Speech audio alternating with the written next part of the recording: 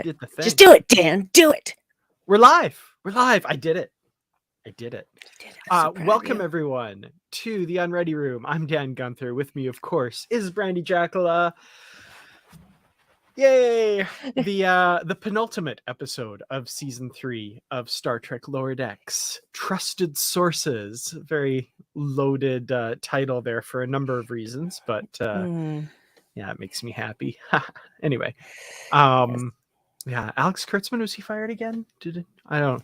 Whatever. He's been fired at least twice today that I know of. So Okay, yeah. So a little below the daily average, but you know that's okay. It's a slow season. Well, I haven't been on social media enough, you know. So yeah. I've just seen the 2 times. So Absolutely, yeah. Trusted sources indeed. Well, so yeah, we're talking about the episode Trusted Sources. I see that the chat has already lit up with comments about this one. I think there's a lot of feels, a lot of thoughts that people have about this episode, and yeah, we're going to talk about it because I'm one of those people. So and I'm sure there's not anyone who calls themselves a Lower Decks fan that didn't have some strong feelings with regards to this episode. So many. Yeah. All right. Well, we've got first of all, let me just say thank you everyone for joining us live. I really do appreciate you, and thank you to everybody who's watching later. We appreciate you as well. Really excited to have you here to talk about this episode. So we start out with Operation Flyby being approved. Admiral Buenamigo contacts the Cerritos and lets them know it's been approved, and their first mission will be to visit the planet Ornara, which of course we saw in season 1 of TNG. What I love about this, though, first of all, is this whole idea of revisiting planets and checking up on them. That's something that's been in Lower Decks since season 1, like the season 1 finale. They've been talking about, we should do this. So I love that. Again, we're getting references to the lore that Lower Decks has established rather than just the wider Star Trek universe. So that's pretty cool. Yes, and when they mentioned that, I'm like, oh, I know that episode. It's that one with the guy whose name I couldn't remember at the time, but it's Merritt Buttrick, who played, David in Star Trek 2 and 3. Yep. And he was also on Square Pegs. oh my God, I'm a child of the 80s. Well, I'm a child of the 70s, really. That's when I was born. But the 80s were my formative years, y'all. So. Oh, excellent. And also that episode had Judson Scott in it from Star Trek 2 as well. He was one of the Breckians. He of course played Khan's the close follower who Yes. Khan shall avenge, the one with the hair. The one with the hair. And the hair and the eyes. They were all the ones with the hair.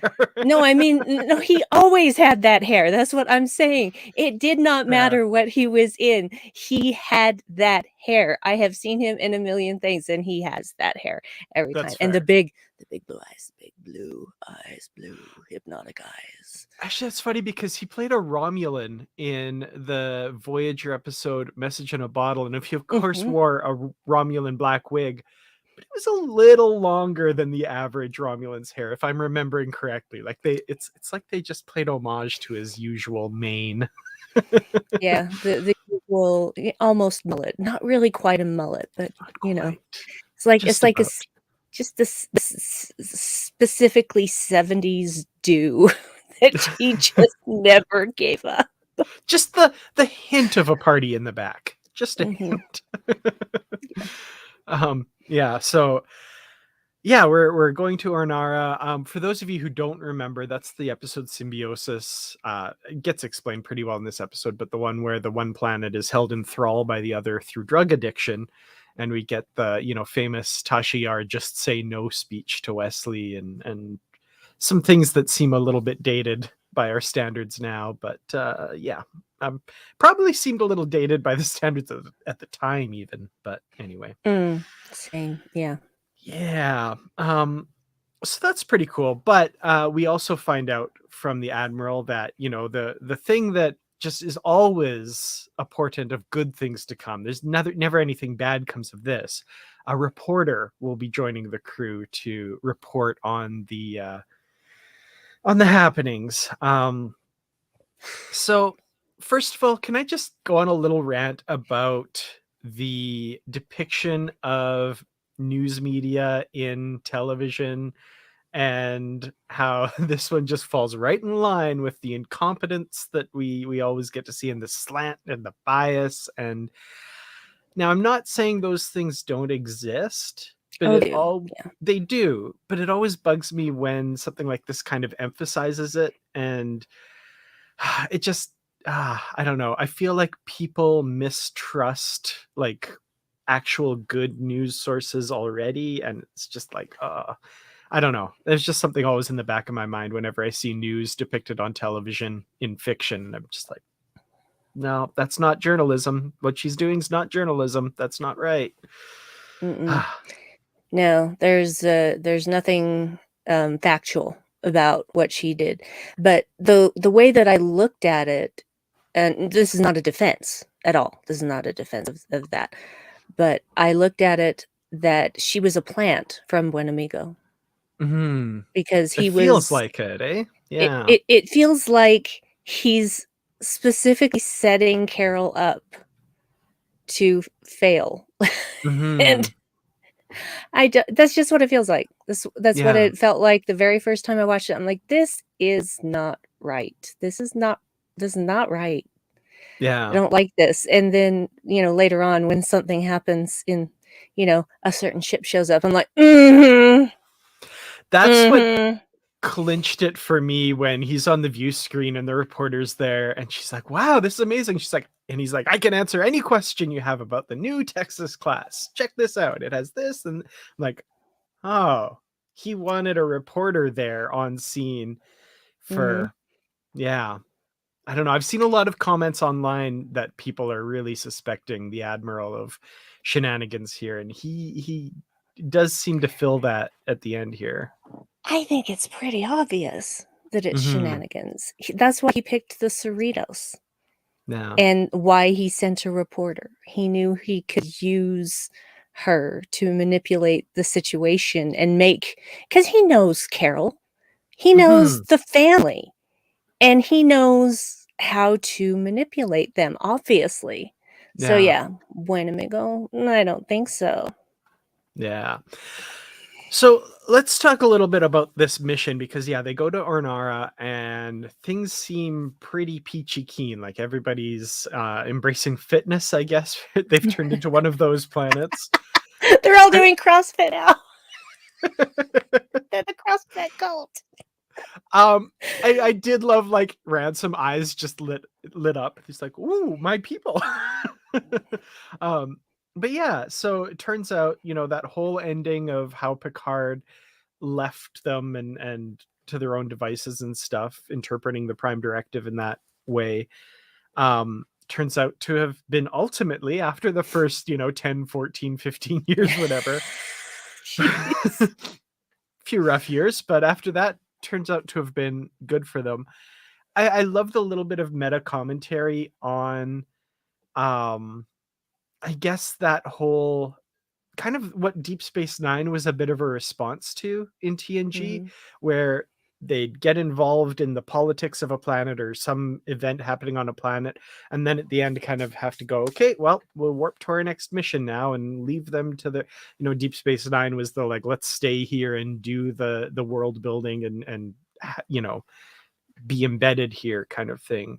So I kind of like that little, felt like a meta commentary on that TNG uh, habit of doing that, I guess. Yeah. Yeah, well, and that's the thing. TOS did the same thing. It's not like that was something new to Star Trek. I mean, look what they did to Khan. They just Khan was absolutely right when he was pissed off that nobody ever checked on him. Mm-hmm. I never Yeah. thought I would say those words. Khan was absolutely right, but there you are. I mean, planet blew up and Starfleet can't even count. It's just a whole mess. It's It's so ridiculous. bad. Yeah.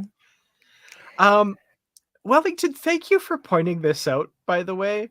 When he said 250, I was like, what? Like 250 pounds?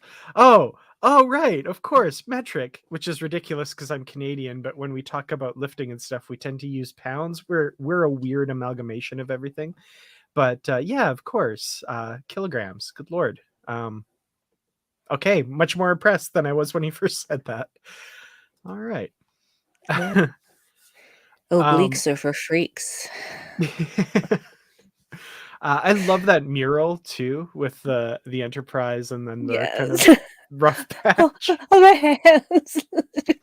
To like, no, um, I also like if that mural, like they could have added space to it after, but if like they started out with that whole thing and then just did sections and then eventually don't. like that shows a lot of like hope on the part of the species. That's pretty cool. I like that they're like, Yeah. we'll leave this spot here just in case things get better. Oh, things get better. Okay, cool. Nice. Nicely But done. yeah. Yeah, okay. So uh so Onara turns out to be a bit of a bust, which kind of bugged me that they're like framing it as such a failure of the mission because you That's know not a failure. They're doing no, what the mission is, which is to check back in. Is that not yeah, the mission?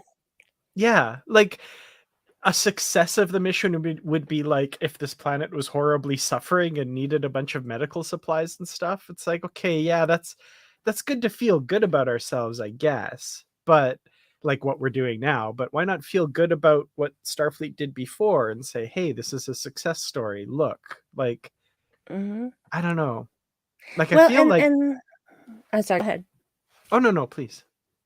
I was just gonna say, and who's to say that the society is going to remain that way? I mean, Mhm. look at all of the different ways that just society here on Earth has evolved, and sometimes still not enough. And so you don't know that things are always gonna be that way. I mean, people who lived through the plague thought, "Oh, well, this is the end of the world." That Mhm. doesn't mean that there's no value in stopping by and seeing how things are going. Yeah. Well, and added to the fact that like he says the first, 14 years or whatever. So they've been like this, they've been on this road to recovery for 3 years. Like, okay, that's not a lot of time. And I mean, I don't know, or Naran years versus Earth years. I'm not getting into that, but whatever. Like Yeah. 17 years ago is what they say, and that Picard visited and stuff. So yeah, I mean, check back in again in a few years, please. Like you never know, right? And Yeah. I mean, also getting a little ahead of ourselves, the Breen have invaded another planet in the same system. That the planet where all the people were, making the drugs and holding the other planet hostage with them, basically. Yeah. Oh, Brecca. Yeah. Oops. Brecca. Yeah, not good. Not good. Before we get to Brecca, though, of course, we have Victoria doing her news expose because her last name is News. Yeah, I hate that, actually. Is there another joke in there besides it being news with an accent aigu? Like, I don't is that it? know. I Okay. guess. I didn't find it funny. Yeah, I'm looking for a bigger joke in there, but I don't think there is one. Yeah, I Okay. don't know. I think it's just that. It's just a wordplay joke Hmm. Okay. and not a very good one, but, Yeah. you know, humor is subjective, so Yeah. Fair enough. Yeah. There's different levels of humor in all of these episodes, right? So yeah. yeah. Patrick, I did like that line too. Could just Yes. there's a good chance that guy really wants to use his new scythe, right? I mean, Yeah, well, seriously. Yeah. I mean, just distributing crayons and coloring books for the kids, that's not enough. You gotta go back yeah. and check on that because they obviously cannot cannot keep falling for the Landry thing. Mhm. Yeah, exactly. Uh, okay, thanks. I feel vindicated. That was Mhm. terrible. Terrible. Yeah. Okay, so yeah, in between there, they're trundling along at impulse between Ornara and Brekka, and in that time we get Mariner kind of insinuating herself in the reporter's path so that she can get in and give the true story of the Cerritos. And Ransom, of course, notices her and going in. And then we get the big blow up, which we should talk a little bit about, I think, because this is where I have some feelings. And I have so many feelings. oh, family, am I right? Oh man. Been there. So after Mariner speaks with the reporter, we have the reporter going to interview Captain Freeman and dropping all of these things that she's learned in the captain's lap here, like Kayshawn being turned into a puppet, and the rivalry between different groups, and the oh my goodness, the Pendronian getting a poly heart attack, and all of this stuff, right?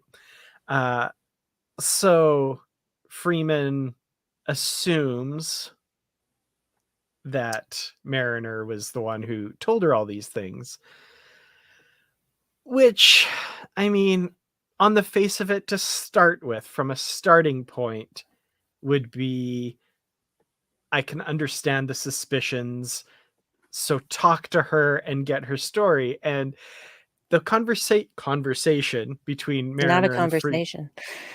Yeah. hence the quotes, conversation between Mariner and Freeman starts out with Freeman saying, "What did you say to her?" But never giving her a chance to actually answer that question, and assuming uh, that, she's the one that made them look like fools, as she says, right? And this scene was tough, and even Ransom in the background and his reaction to it, I kind of loved, because there's a lot of things I like about Ransom and a lot of things that kind of bug me, and his kind of continually hitting on the reporter in this episode is one of those things that I'm just like, ugh. But I love here that he's like, "Captain, what are you doing?" And that whole, like, oh man, when she says, "I'm a valuable member of your crew," and she says, "Not anymore," and kicks her off the ship and says, like, "I don't even know if I can call you my daughter anymore." Not okay. That was That was so below the brutal. belt. That was, I mean, Yeah. all of it was below the belt, but this was absolutely the worst thing she could have said, and I was livid. I was livid. And I Mhm. was livid for pretty much the rest of the episode. Um, Yeah. the thing that annoys me is that Ransom, just in the very last episode, was talking to Mariner about how great all of her department heads had reviewed her and Mhm. etcetera, and then he's the one who sees her going in there, and he immediately thinks the worst first, Yeah. Yeah. And I and that's think not cool. that is not cool. I think that's a bunch of that is also going through his head while he's seeing the captain eviscerate Mariner as well. But yeah, he is immediately suspicious too. So he has a big role in that. So that's, Mhm. yeah, that's frustrating. Wellington, thank you so much. I really appreciate that. About the reveal, it makes sense why Beckett was so chipper going into her meeting with Mom. The writers dropped clues. This was signaled, totes earned. Absolutely. And actually, watching it a second time as well, right from the very beginning of the episode, and I hadn't picked up on this watching it the first time, but the second time through, when the captain's kind of freaking out about, getting the place cleaned and blah blah blah, and making sure the apartments are cleaned up and this stuff's not happening, Mariner is the only one defending the captain throughout all of Mhm. that, right? Like, Boimler is like, "This is ridiculous, the pie eating contest cancel, blah blah," and Mariner's like, "No, she has her reasons, she's just stressed out, blah blah blah." That whole Yeah. time she's the one trying to kind of put a good face on it and defend her captain and her mom, right? So Mhm. those clues are there from the very, very beginning of the episode too. So Yeah. She just shrugs and goes, "Carol's gonna Carol." yeah, exactly. um, Yeah. yeah. So watching it a second time, you feel horrible for Mariner already, but you feel doubly bad because of all the work she's been putting in the whole episode to smooth things over and stuff. So Oh man. That was so brutal. And I loved her line when she goes in the meeting too. She says, "I don't usually care about morale, but damn, that's a dark mood in there," or something like that. Mhm. And, oh, Well, and why on earth has Freeman already told everyone on the bridge? That's mhm. horrible. Yeah. Because the report hasn't actually aired yet. Yeah. I It's just, saw ugh. yeah. That was brutal. Um, yeah. There's some, and I mean, I'm not, we'll get to it because I'm not defending anybody, but there's one line later that kind of highlights something that's a bit true as well. And yeah, anyway, we'll get there. I don't want to make everybody an enemy of me because, first of all, I absolutely agree it was completely unfair and totally horrible what they did to her, and they didn't listen to her, and yada yada yada. But take that as read. So, yeah. Mm. So they're still on their way to from Ornara to Brecca, mind you, and the shuttle pod from Starbase 80 rolls up to take Mariner to Starbase 80. We get the payoff of this kind of long simmering joke over the course of the last few seasons. And I'm going to kind of go on the record and say I almost enjoy the joke better if we never see that, if that makes sense. Agreed. I Okay. agree. Yeah, like as cool as it was to see the old school TNG shuttle pod all, messy and broken down, and the jumpsuits with the out of date comm badge, and the communication at the end with the trying to hit a Pyrithian bat with a broom and stuff. Like We it's haven't seen a Pyrithian bat in so long. that was great. As How did it get there? Did Dr. Flux visit Starbase 80 right? back in the day? Just They need to have his like little silhouette construction paper thing and or whatever the noise he made is. That was so good. Um, and yeah, they used Rolodexes. That was hilarious. But again, like as funny as those were, and I am laughing at all of those things. Mhm. I don't think those like Starbase 80 like those jokes won't quite hit as well anymore because They won't. yeah, They because won't. we've seen it and like I don't know, like why is Starbase 80 so hated? How did it get that reputation? I don't know. I kind of almost preferred that left to the imagination a little bit. And I agree. Um, it's, um it's like, well, here's the thing. Here's the opposite example of that is that they kept talking about cetacean ops.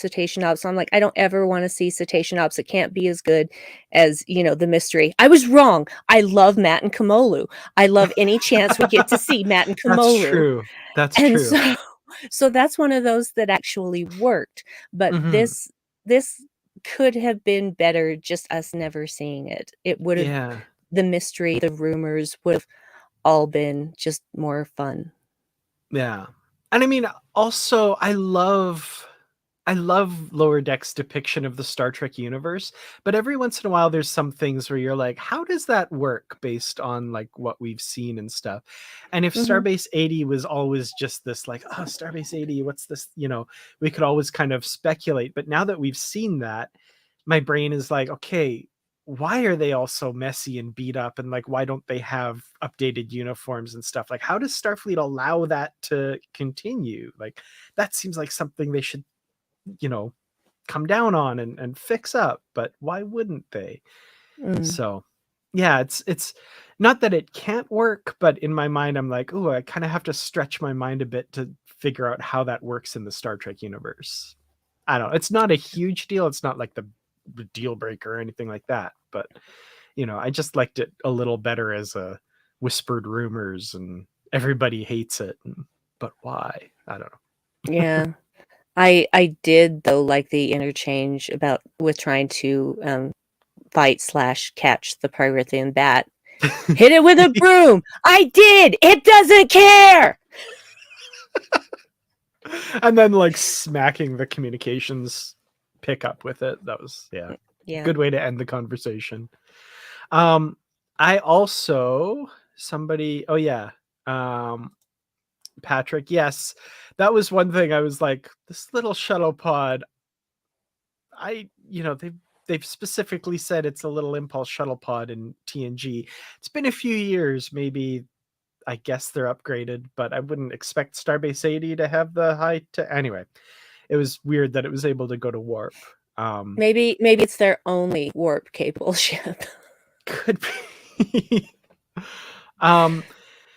The other thing that I want to say is so between Ornara and Brekka, we have these interviews happen, this fallout with Mariner. She gets transferred off to Starbase 80. Starbase 80 comes and picks her up and takes her off, all before they get to Brekka. I would posit that the fine folks at Starbase 80 are a heck of a lot more on the ball than they're given credit for, that they were able to get there that fast and put through a transfer and get her off the ship, because that's pretty impressive, actually. Not Really bad. fast. Really fast. We're not supposed to think about how long it takes to get from one place to another. We're supposed to just accept it as written. But Mm-hmm. yeah, that seemed to happen awfully fast for me too. It's like, did it take a day to get to Brekka? Yeah. So, And I mean, if you're yeah. going at impulse through a star system, it could take quite a while, but I still say Starbase 80 was on the ball with that. Like, Yeah, I agree. they're efficient. um That's a good point. I think they need people, so they're eager. Oh, someone's transferred here. We got And we fresh meat. all know how long that fresh meat lasted, right? So Very, very little time. And yeah. who can blame them? Who can blame Mm-hmm. Mariner? No one Yeah. can blame Mariner. It's like she's like, I feel like I'm going crazy, and it's like that frame of mind thing. Is there a thing attached to my head sticking out? Yeah. No, And I was like, I know that episode. I know that episode.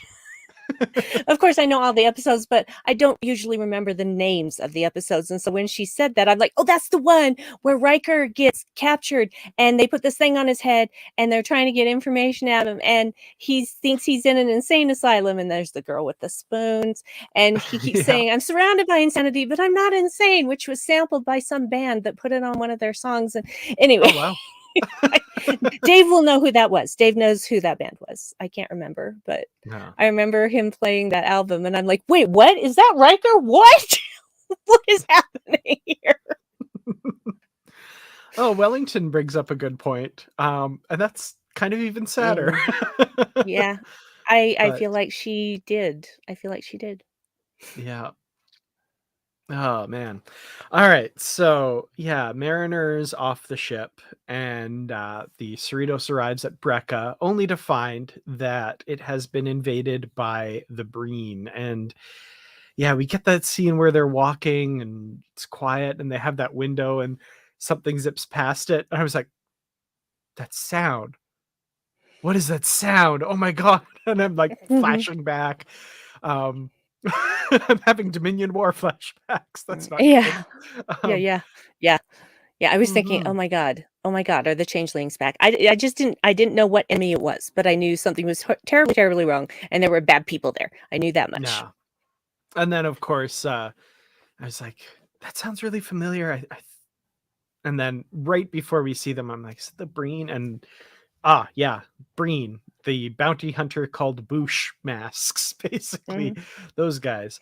And yeah, they've invaded Brekka and they're threatening the away team. The away team manages to beam up just before where they're standing explodes in true Star Trek last minute fashion, and the ship finds itself under attack by three beautifully rendered Breen ships, those beautiful asymmetrical ships we saw in season 7 of DS9.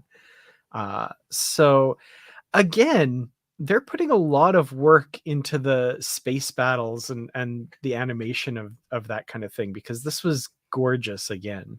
Mhm. It was. Let us not forget that we saw a child straight up murdered by the Yeah, Breen. that was brutal. And during the Breen attack, it is assumed that more people died.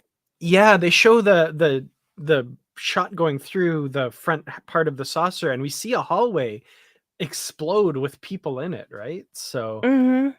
People are dying. That was This is brutal. this is I think the first time we are really being uh presented with actual on-screen deaths, and Mhm. it's unnerving. Yeah, I would say since, It's like Shaq's was the only one that I can think of up until this point, yeah, and as we far as really yeah. yeah, Sorry. Cerritos Crew. I remember the first big shocking one for me was the season 1 finale of Lower Decks with the loss of the other California class ship right at the start. Oh, that is That true. that was the yeah. But, Yeah, like, but it's different when you're showing the person it get disintegrated, absolutely, yeah, and for a sure. child nonetheless. It's like, whew, wow. Yeah. Big Um, swings, big swings. yeah, big swings, exactly. And Wellington I realize we all just sound like Rutherford from last episode. "Oh, these graphics are mind-blowing!" But they are. They're so good. They're so, so good. Yep, they are really, really good. Um, yeah, the Breen were really freaking scary in this. Mhm, Yeah, they did a great job there. When they're like even about to board the ship and stuff and all of this, like uh yeah, I was starting to think, at the end of season 1 we got the Packleds kind of rearing their heads, and I was kind of thinking at this point, are the Breen going to be like a big bad for season 4? Like that would be mm, interesting. Um could be. could be it seems like they have designs on worlds in or near Federation space anyway, so that's Yeah, not well, good.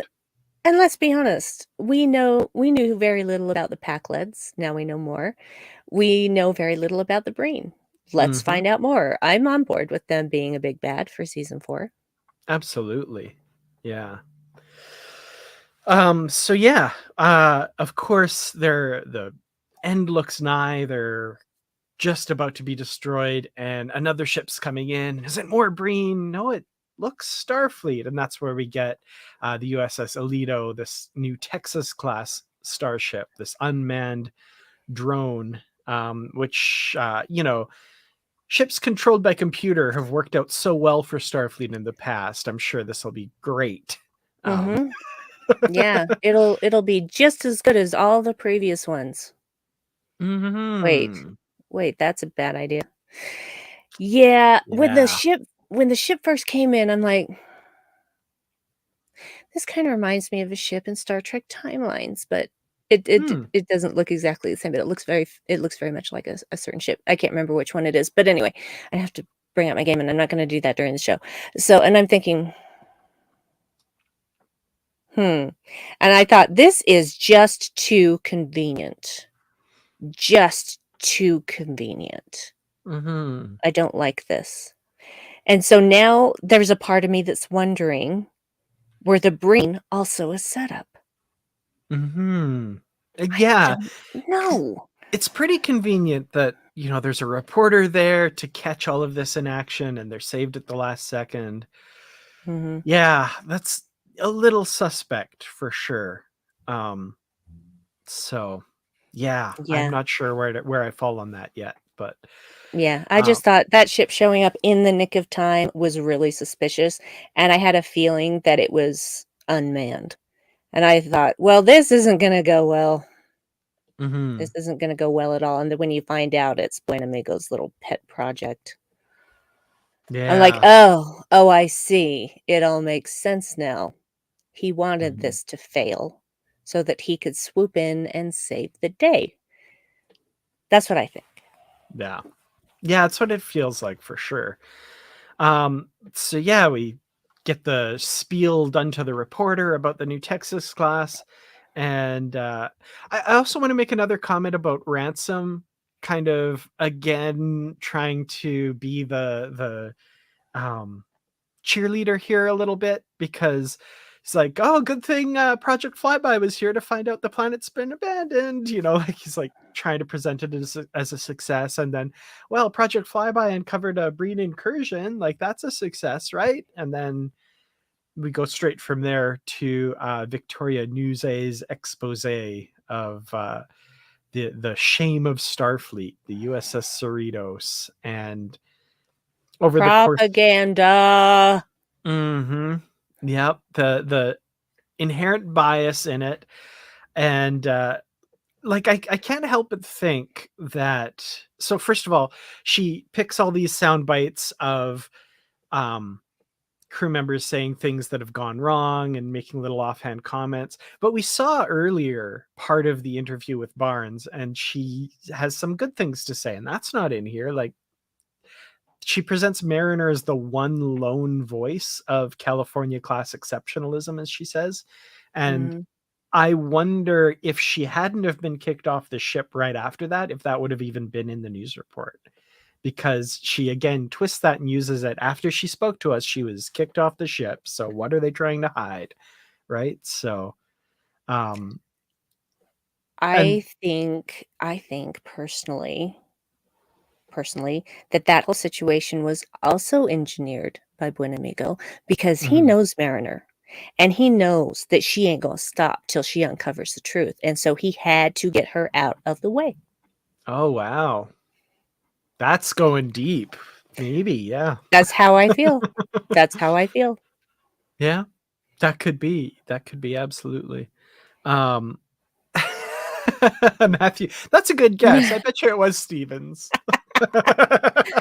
Yeah, because he was so sad that Ransom never turned him into a ransomite. Yep. Well, I want to say, like, okay, so this is what Mariner says in the interview, and it's honestly heartbreaking to watch, knowing what happened afterwards. So she says, "Well, there's a family you're born into, right? And then the family you choose. I got both here on the Cerritos. If you're measuring by heart, this is the strongest ship in the fleet because we've got the best captain at the helm, my mom." And that's so heartbreaking. Like, watching this, that the truth isn't what has been presented up to this point. Like, that Mhm. Mariner didn't do it somehow, or that, but to know that she went so far on the other side to talk up everybody and the crew so much is just so heartbreaking. Like, that really made me sad. Absolutely. It did me Ugh. too, because when Mariner went in to talk to the reporter, that scene, I even said to Dave, I said, "She's not gonna say bad things." And Mhm. then when everybody was mad and all of this stuff came out from the reporter, where the reporter was basically bombing Freeman with it, I said, "Mariner did not say that stuff. I was on her side from the beginning." Yeah, And so absolutely. I was like, so there was this part of me though that while Mariner was trying to, clarify what she should have said, I feel like what she should have said, but you're in the moment, you're not thinking clearly, you're so surprised that people are Mhm. upset at you for something you absolutely did not do. So what she should have said is, "I said this. This is what I said. I don't Yeah. know about that other stuff." But even then, would they have believed her? Would Mhm. Freeman have believed her? So, but Yeah. she never got out what she actually said. And I think that's a plot device to make us wait. Because, like, are we doubting too? Are we doubting Mariner? Are we thinking that she said that stuff? Not for 1 second did I No. think that she was throwing the Cerritos under the bus. Yeah, and that's kind of what I meant. Was I never thought she said bad things or anything like that. Yeah. But I also didn't realize to the extent to which she said good things. I was just like, "Oh, Yes. wow." Like, Yes. that was amazing. Yeah. And yeah, it's a bit of a plot device. It's a bit of that sitcom-y, there's a misunderstanding thing. More of But a at the soap same opera thing. I hate that. Yeah.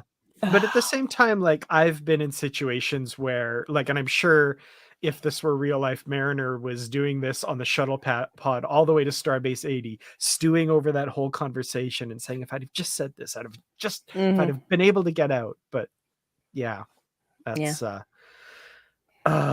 that's so brutal. Yeah. Um So yeah, they go to Starbase 80 and she immediately resigns as the captain finds out when she tries to contact her. And as soon as they said that she resigned, I was like, oh, she's with that archaeologist. I just know it. And sure enough, we get the return of is it Petra? Is that her name? The archaeologist with Yep. another really cool asymmetrical ship. Kind of reminded me of Seven of Nine's Fenris Ranger ship a little bit, but it's different. It's not the same, but We reminded me lost of that that. ship too soon. Yeah. We But barely got to know that ship. I mean, we got to know nothing about that ship except to see it getting destroyed. yeah. But yeah, she's working with this archaeologist that we met a few episodes ago, and they're going to look for a mummy that in a great TAS callback, it belongs to the oldest spacefaring race known to the Federation, which is really cool. That was a deep cut reference. I love that. Is that the one? Gosh. There's that episode where it's where we first are introduced to Score, and it's that Yes. other cat person that's not a Kzinti and not a Yeah. Cajun. Is that Yep. the one they're talking about? The Jihad. Yeah. Yeah. I understood a TAS reference, y'all. I've been watching. I've been Yep. watching. A Vidalan mummy, and it's the Vidala. Those are the people in that. Yes. Yeah. Yes, yes, That was yes. brilliant. I love Yep. that. So that's where we're at. A little, not necessarily a cliffhanger, but those are the circumstances we're left with going into the next episode. And yeah, Mariner's off the ship doing archaeology. They're mummying it up, as she says, and the ship is going on Mariner lists with the future somewhat in doubt, it looks like, as to what's going to happen with Project Flyby, with the California class, and all of that stuff. So, oh boy. So a couple little things. The insignia. Oh, I have a couple of more than little things, but go ahead. Oh yeah, I have a bunch of things. Yes, let's go with the things. The insignia worn by Victoria, kind of like the USS Exeter patch from the TOS episode, the Omega Glory, but with like the CBS logo in the middle, which I thought that was kind of funny. Yeah, that was pretty funny. Miglamo taking command and calling his Mima. That was wonderful. Even Boimler is just like, are you kidding me with this right now? Contact your Mima. And I love that when Freeman comes on the bridge, she's like, Mima? Like, has this happened before? This has happened before. That was great. Did you have... I have more to talk about too, but I'll turn it over to you. No, you go ahead, because I bet we're going to talk about the same thing. Okay. The thing I was talking about with Mariner before, and there's that scene with her and Jennifer, which is also heartbreaking, where Jennifer just won't listen to her. Jennifer has the one line where she says, this is who you tell people you are, or something like that. And I'm saying, like, the initial suspicion of Mariner is a little bit warranted, given how she's acted before and pushing people away, but she has changed. She has really changed, but a lot of people are still seeing the Mariner of the past and not knowing the progress she's made. So from a starting point, I can see where the suspicion is there. What is unforgivable to me is the refusing to listen to her and not letting her say her piece and prove her disprove her guilt, I would say, because she's not guilty, and it's frustrating that nobody will listen to her. But there's just that initial suspicion. I can see where it comes from. I don't agree, but I can see where it comes from. Please don't cancel me. No. I absolutely agree. I understand that, but at the same time, Of all the people that should be supporting Mariner, it should be the people who know her the best. Now, I'll give Jennifer a little bit, not a pass, but she hasn't known Mariner as long as Tendi and Rutherford and Boimler. But at the same time, she knows Mariner better in some ways than her friends do. The problem is that even her friends, like Boimler says to her, well, maybe you just apologize for the thing that she thinks you did? Not Yeah. cool. Yeah. That Not was cool. a brutal moment. Yeah. Where I'm like, listen to her though. Yeah, and so, yes, they said that, but at the same time, they're like, "No, you can't go. No, we've got, let's do something about this." And she says, "No, this is how it always is. This always happens." And when she leaves, she doesn't even give a sarcastic Vulcan salute. She gives just a Vulcan salute. Yeah. Yeah. And that kind of like look on her face. And it was the heartbreaking line she says when they say, Mariner, you can't leave the Cerritos, and she says, yeah, I can, this always happens. I was just Mhm. like, oh my god, that was so brutal. Yeah. Yeah. And she was just resigned at that point. She's just like, "Okay, yeah, I've been railroaded again." Mm-hmm. And you know, she she has, I feel, engendered enough goodwill at this point to be freaking listened to. Mm-hmm. Yeah. And it makes me so angry that Yeah. she wasn't. And I know how that feels. And it's maddening. It's Yeah. absolutely maddening, especially when this isn't necessarily going to be the situation with Mariner, but especially when it comes back and it's like, "Oh, you were right. We should have listened to." Yeah. Yeah, you should have. But you didn't, did you? And will you Mm-hmm. trust me next time? Probably not. Yeah.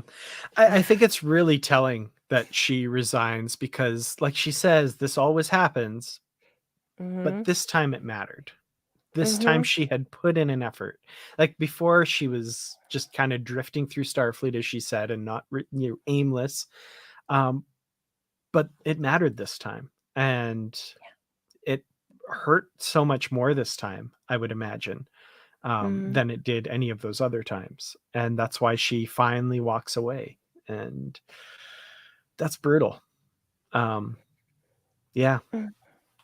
Yeah, I Ah. knew immediately she was gonna go join up with Petra because I'm like, there's a reason why she saved that contact information. We knew they were gonna end up joining forces at some point. I Mhm. just didn't expect it to be this soon. Yeah. Yeah. Well, anything else we haven't touched on with regards to this episode? A lot of really great references and stuff. This was a good one for that. When Amigo say that, are you sure maybe the government's secretly run by kids? Or what was the other Yeah. one? Yes. Being led by the devil or something like that. It's like, oh, Yeah. nice little references there. Yeah, it was like, because um wasn't there a TOS episode where the government was run by kids? Yeah, And then, of Miri, course, but yeah. yeah, didn't like that one. Not my best episode of TOS. Um, And then, anyway, yeah, yeah, Devil's Due in TNG Devil's with Due. Ardra, and yeah, Yeah, it's good. I was thinking, yeah, that's the Ardra one, whose name I remembered because she's a character in Star Trek Timelines. Oh, cool. I played that for a while. I might have to get back to that at some point. I have so many versions of certain people because, like, here's 15 versions of Spock, and now we're working on 15 more of Ethan Peck's Spock, and oh boy, how many Mariners can you have? A lot. I've got Oh wow. probably more Mariners than anybody else from Lower Decks. I finally have a Jen now, but I only have one Tendi, and I'm like, come on, give me some more Tendi, give me some more Rutherford. Well, Well, I now got there's 2 of Rutherford, 3 of Boimler, 3 different ones. It's just oh crazy. wow. Well, now there should be an archaeologist mariner now, so There that should would be an be archaeologist mariner. Also Petra. Let's get Petra up in there. That would be that'd fun. be cool.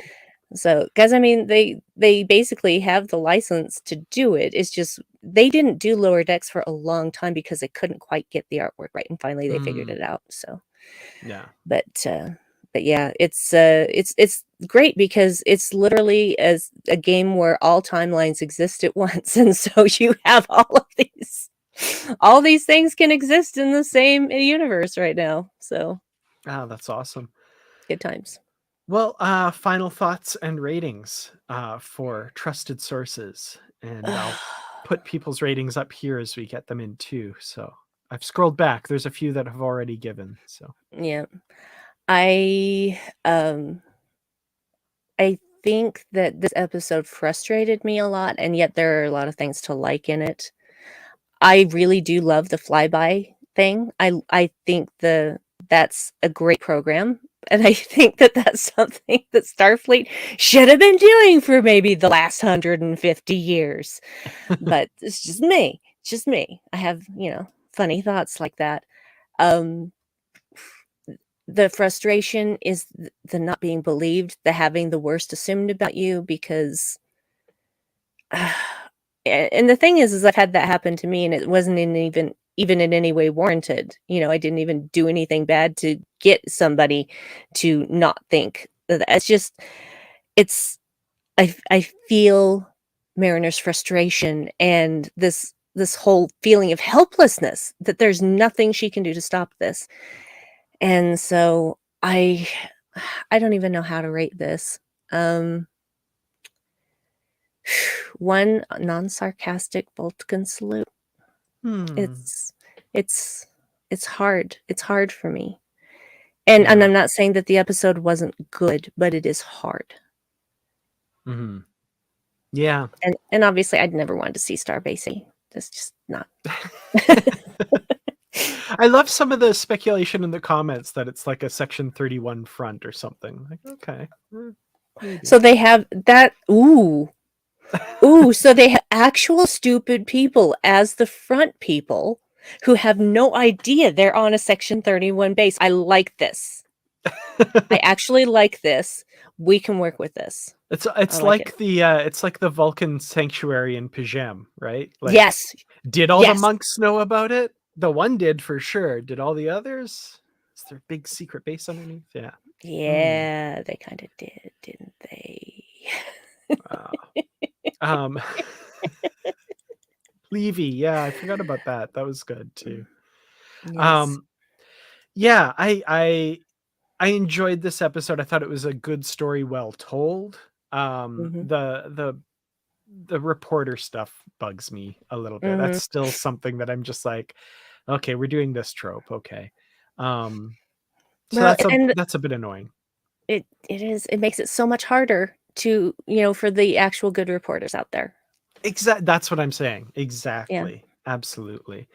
But story wise, some parts of it are a little predictable, but what I liked was even when the reveal happens, it hits differently than you think it would because of some of the revelations and stuff. So it's well done. And I think a lot of this feels like set up for the finale, which of course we're Mm. going to talk about next week. So yeah, it's a difficult one to rate, but I think I'm going to give it um one model of the Alamo behind Buenamigo, which should have been a tell. Mhm. Mhm. Mhm. Yeah. Mhm. Mm. Yeah. Yeah. That's why I get so irritated every time in Deep Space Nine they're going to do the fight with the Alamo. I'm like, you're fighting on the wrong side. Do you Yeah. get that, you freaking guys? Yeah. God, do you not know the actual history of that battle? Yeah. Yeah. Anyway, Yeah. in other words, the white But people were in the wrong. Okay, the white people were in the wrong. yep. Oh, I didn't think of that aspect of it. Boimler Mm. 2 in Section 31.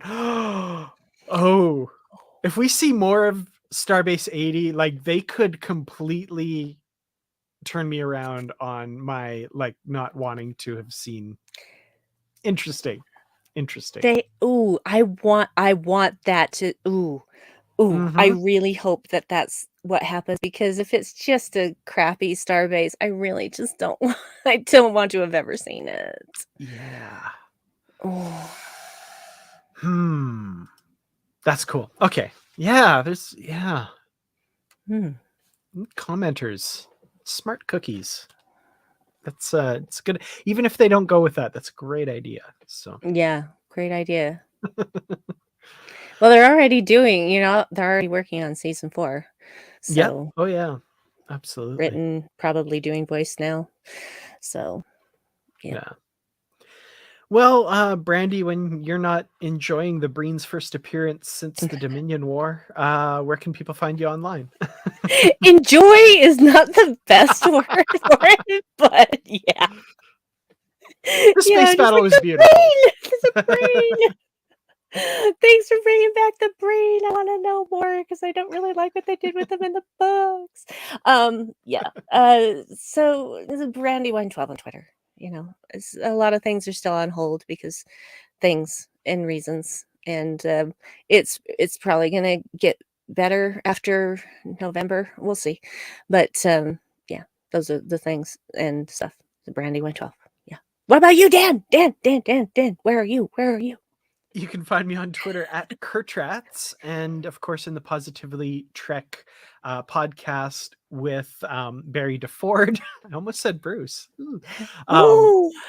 and of course the Positively Trek discussion group on Facebook, where we're talking about all of the episodes as they come out and other discussions happening about Star Trek. At Positively Trek on Twitter if you want to follow the podcast there as well. Yeah, that's it for this episode. I guess next week we're talking about the season 3 finale of Lower Decks, as well as episode 11 of season 1 of Star Trek Prodigy, because they both come out on the same day. Yes. And yeah, we have lots to talk about next week. I actually have next Saturday off. I booked it off because I just wanted a Saturday off. Mhm. And so we could do this at any time. I've been seeing some positive feedback about doing this at noon Mountain, which is our time zone, Yep. being a more friendly time for those of you who happen to be overseas in Europe from us, and elsewhere in the world, maybe a better time. So Brandi, if you're willing, we could probably do noon again next week, rather than our Works for usual me. evening. Yeah, All right. works for me just fine. It's settled. We'll see you here. 2 p.m. Eastern, 11 a.m. Pacific, 12 Mountain, and whatever that is in your time zone if you're not in one of those. So yeah, see you then, and live long and prosper, not sarcastically. Have a great rest of your day, everybody. Bye.